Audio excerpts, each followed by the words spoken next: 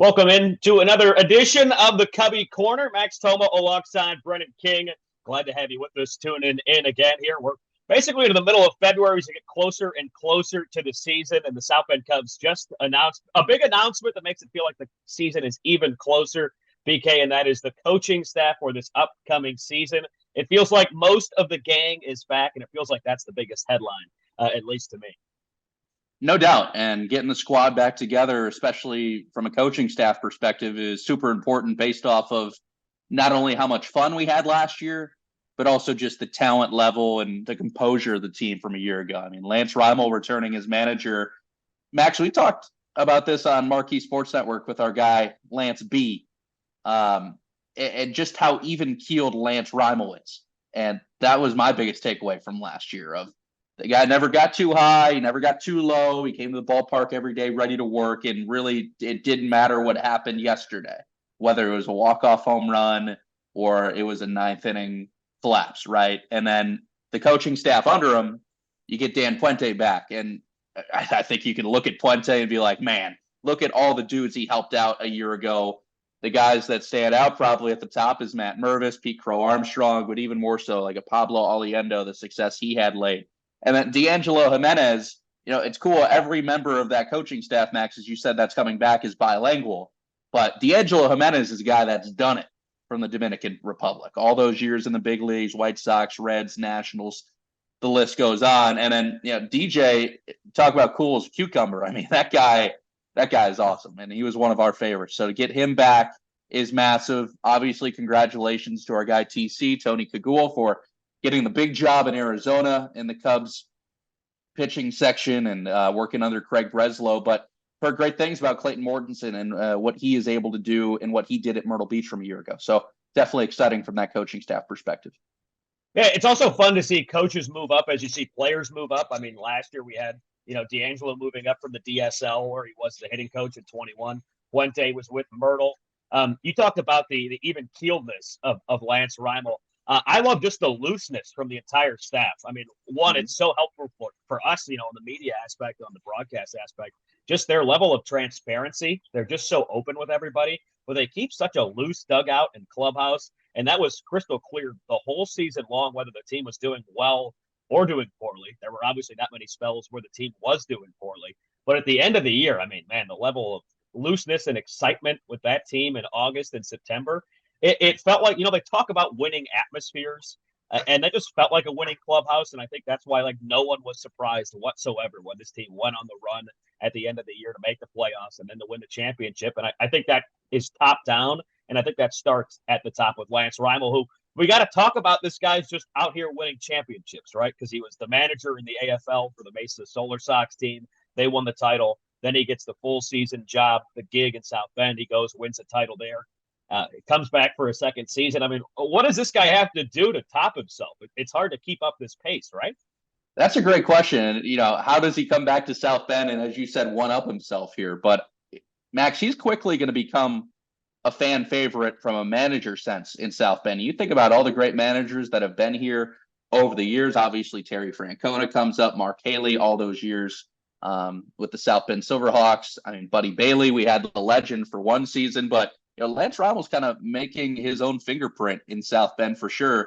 And look, Max, when we were at Wrigley Field in September, Lance was there and we saw him and he was just casually playing catch with his former teammate David Bodie, hitting fungos to all the Cubs infielders, and he looked like he belonged, right? And this is a guy that was a third day draft pick by the Cubs out of a smaller school. He caught for a couple years in the org and then, got released. And when you come to that point, you have a decision to make, right? Do you want to go you kind of to a real job sense, or do you want to continue pursuing baseball? Well, this guy continued pursuing baseball, and he's quickly becoming one of the brightest and most talented young managers in the game. And look at all the guys he's been able to learn from. It starts at the top with David Ross. Marty Peavy comes to mind at AAA. I mean, he had Buddy Bailey as a manager, so he's picked up all of these tidbits and just things to remember from his managers over the years. I think he's applying that to this point. And he has a former big leaguer as his bench coach in DJ. Dan Puente is connected at the hip with Justin Stone, the Cubs director of hitting. So yeah, this guy is able to just kind of touch all avenues and kind of swing it together to be one of the coolest dudes we've ever worked with for sure. And there's a lot of guys on the staff that have been in the organization for a long time now. You talked about, Lance getting drafted on day 3, player in the org for 3 years. This will be his 8th season as a coach or manager. So talk about a guy who just really knows the ins and outs and the nuances of the Cubs farm system. I wanted to also just shout out Tony Kagul. I mean, so deserving of getting the job as the pitching coordinator for the Cubs, moving on up after 2 so successful years. You talk about, all the pitchers that we have seen come through South Bend, some of the most highly touted arms, lefties and righties in the system, and how much they've improved in their time in South Bend. But not just in South Bend. It feels like when you talk to a lot of these guys, you talk to DJ Hersey, you talk about him, deciding to pitch from the left side of the slab, all the way on that first base side, and making it so deceiving and much harder for pitchers. A lot of those things happened in spring training, but they still happen with TC because he's working with everybody. He's had so much success. And then he talked about bringing on a guy, talk about like D'Angelo Menace, who was, been there, done that in the MLB. And then you bring in Clayton Mortensen, another former big leaguer, former first-round pick, talk about a highly touted guy. First-round pick all the way back in 2007 out of Gonzaga. And also, I don't know why, when I was researching Clayton Mortensen, I went on this rabbit hole of professional baseball players from Idaho, because he is from Rexburg, Idaho. There's actually, you got to guess at how many people have played in the MLB from the great state of the potatoes out there in Idaho. There's not a lot, but obviously I used to work out there, and the biggest name that comes to mind is Vern Law, who played in the 50s and 60s with Roberto Clemente from the Pirates. And actually pretty cool, random story. You got my tangent points here with the Vern Law reference. Yeah, well, in the 60s, Vern Law and the Pirates, they brought the entire team with Roberto Clemente to Boise to play a game against the semi-pro Boise team at the time. There was no professional team in Boise until the 80s. That's when the Boise Hawks showed up. But Vern Law was like, hey, I want to go home and play a ball game. And of course, this was in the 50s when baseball was so kind of just different, so different. But Vern Law says, Roberto Clemente, you want to come see my hometown? Let's do it. And they flew from Pittsburgh to Boise, and they played a semi-pro game, and it brought this massive crowd. I've heard like the folk stories and stuff, but yeah, Vern Law comes to mind for sure. How about it? This was not premeditated. This Idaho. This is, yeah, I love it. Hey, my former home of the Spud State. I applaud your knowledge. So I had a few notes down, and I don't know why I'm going through these, but I think they're fun facts. So 32 MLB players all time from the great state of Idaho. One of them was Vern Law, Cy Young winner, World Series winner in 1960 with the Pirates, like you said. He was a father-son duo. His son Vance also played the MLB. Best player ever from the state of Idaho, though, Harvin Killebrew, the lone Hall of Famer. And then I was looking at the names, and I'll be honest, a handful of them stood out, but Skipper Roberts is my unofficial best name from a former MLB player from the great state of Idaho. Barely had any kind of MLB career. Born in 1888. And if you did he play for the Worcester Worcesters at all? I actually don't know, but I don't think he played for the Worcester Worcesters because I think he was playing like 1913 or 14. When we were looking at Worcester Worcesters, that was like late 1800s, right? Yeah. So Skipper Roberts, I gave him a quick Google search to see if there's anything fun on this guy whose name is Skipper. It sounds like a dog. You Google Skipper Roberts, what do you get? You get a Barbie doll because Mattel in 1964 came out with Barbie's sister, Skipper Roberts. And that was my Idaho baseball fun facts of the day. I know you were all wondering. Well, considering this was all completely off the cuff, that's pretty impressive. And we could probably finish each other's sentences by now. So I love it. It's incredible with the Boise, with the Vern Law. I got Vern Law written down here, underlined, and you threw it out there before I did, which is incredible. I do what I can. Like I said, it's like a folk story out there. Every old baseball fan is like, in 1958 or whatever, Roberto Clemente and Vern Law came out to play the Boise Pilots, I think their name was, but regardless. Back when I could go buy a Coke for a nickel. Vern Law was okay. Well, you've heard us talk a lot about Lance Rymel. BK got a chance to sit down with him. Let's toss it to that interview right now. Brendan King at Cubs Convention 2023, joined alongside South Bend Cubs manager Lance Rymel. Lance, it's great to see you, first of all. Happy New Year. Here's what I want to start with. We did one of these close to opening day last April, and one thing we talked about was you wanted to bring another one of these back to South Bend. You said, hopefully we can do it. Well, we did it. South Bend Cubs champions in 2022.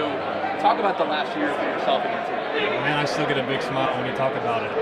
Just a great group of guys that it all came together at one time. And the way we finished to win the 2 games on the road in the championship series, couldn't be more proud of these guys and how they came to work every single day.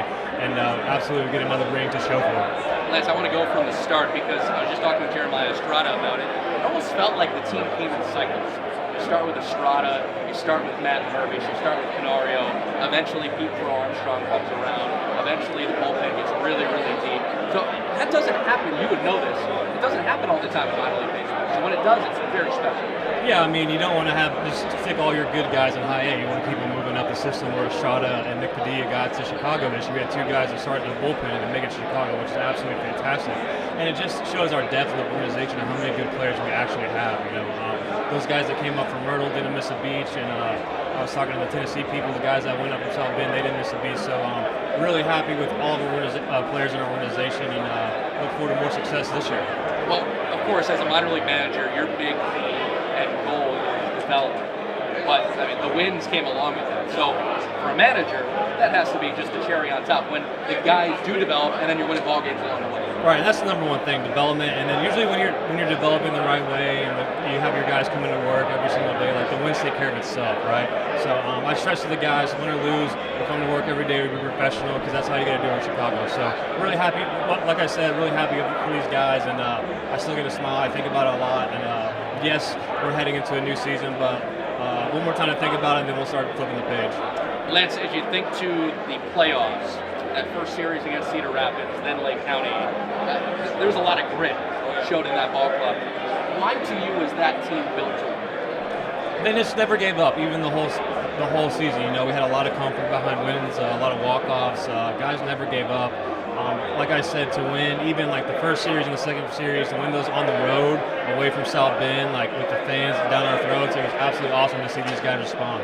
And pretty cool for you, Max Toma and I had a chance to do some innings at Wrigley in September. And what was even more awesome was that we get to Wrigley, guess who's on the field, working with some guys, and David Bodie, it's you. Yeah. And we get to see you. So how cool is that for you? Yeah, it was nice. I was the bullpen catcher there during the COVID season during 2020, but I was spending most of the time in the bullpen, so it was nice to be in the dugout and see the fans back and like get the vibe and work with those guys. JB, after the championship, said, "Hey, we're going to City of Chicago." It was a great experience. I'm very happy, very grateful that the organization thinks of me that they did that for me. So I had a great experience. I learned a lot from Rossi, Greeny, all those guys there. They helped me out a ton, and that's what's so good about this organization. We help one another, whether you're in the big leagues or in high A or low A. We all help each other because it's all about the players at the end of the day. It must be even more special for you because you were a Chicago Cubs prospect. Played a couple of years with the Boise Hawks, a team I used to announce for. But David Bodie was your teammate. So getting to be at Wrigley, how special? That must be, man, just a full circle type of feeling. Your guys' teammate in rookie ball, and now you're up with coach. Yeah, we were roommates together in 2013 All-Star game up in Everett. So just to see him have the success that he's had, a lot of people doubted what he could do, but I'm so happy for Bodie. I talk to him all the time. We stay in touch. So when I hit him ground balls or I catch him in, I'm like, man, I smile every time because I'm happy that he's still playing and still doing it. The guys that are still on their way, the list goes on and on. PCA, Casey, Burvis, Davis, Rhodes. The list goes on and on. That's only hitters. You could even talk about pitchers. So maybe for those that don't know the depth of the Chicago Cubs organization, you see it every day. That's pretty darn special. Yeah, we just had an organization meeting this week too, and it's just impressive. This guy department, we've been doing player development, and conditioning stuff. How we get these guys better right now, every single day. It's impressive. We're moving in the right way. It's awesome. Lance Rymel, South Bend Cubs manager, Midwest League champion. Lance, appreciate the time to join Cubs now. Thank you, BK. Lance Rymel. That was South Bend Cubs manager and South Bend Cubs broadcaster and Brendan King. BK, that was from day one in the Cubs convention in Chicago. What was your biggest takeaway from that chat with Lance? Well, I would have loved to ask Lance for a preview of 2023 and what he's most excited about, but nothing was official and we didn't know. So, going back when we see him at spring training, we'll definitely have to do that again. But I just think he is building such a resume for himself, and it's happening pretty quickly. And look, Max, with the state of professional sports today, baseball is a little bit different from football, but look at the NFL right now. Who's getting hired as head coaches? The young, offensive, bright minds. That's maybe not the case in Major League Baseball yet. There's still, guys like, Buck Showalter getting hired as the manager of the Mets. I think that should show you, what the state of baseball managers is. But someday, baseball may transition to that NFL, let's get the bright young guy and go on a run. And if and when that day happens, Lance Rymel's going to be an MLB manager. What we should also ask him is, guys like that, do they have a literal resume? Do you think Lance Rymel has like a one-pager we could look at? Yeah, that's a good question. He's won his years in the pros, his years as a coach and manager. I have to imagine so. We should also give a shout out to a couple also new members of the staff that are mentioned in that press release. The new athletic trainer coming in this year is Nick Roberts. Was the athletic trainer last year with Myrtle Beach, and then Kelsey Mosley is the new strength and conditioning coach. Big thanks last year to Dominic Patriot Tremblay and Seth Clapp, who held those positions last year. It was such a fun year, such a fun squad last year, and the coaching staff meshed together so well, really from day one, and they're going to have such a great jumping off point this year in Arizona. I'm pumped to go see everybody in AZ in a few weeks, and then have them come on back to the Bend, see what the roster looks like, and get back to some winning ways. It's gonna be fun. I can't wait to be out there with everybody. And for Seth, great for Seth. He's got promoted technically. I mean, he's the new athletic trainer in Tennessee. So he's from North Carolina, so he's a little bit closer to home.